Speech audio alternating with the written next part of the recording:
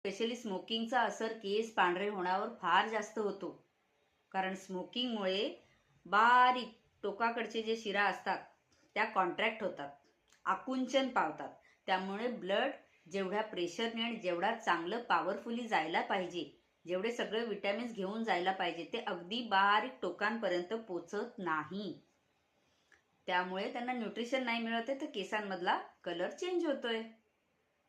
त्यामुळे लाईफस्टाईल, तुमचं खाणं पिणं, तुमचे आजार आणि तुमचं जे काही स्ट्रेस लेवल येते, आता मुलांमध्ये कॉलेजच्या किंवा स्कूलच्या असतं, अभ्यासाचं टेन्शन आहे, काही अचीव करायचं टेन्शन्स असतात, किंवा घरामध्ये जे काही वातावरण आहे त्याचा स्ट्रेस मुलांवर पडत असतो.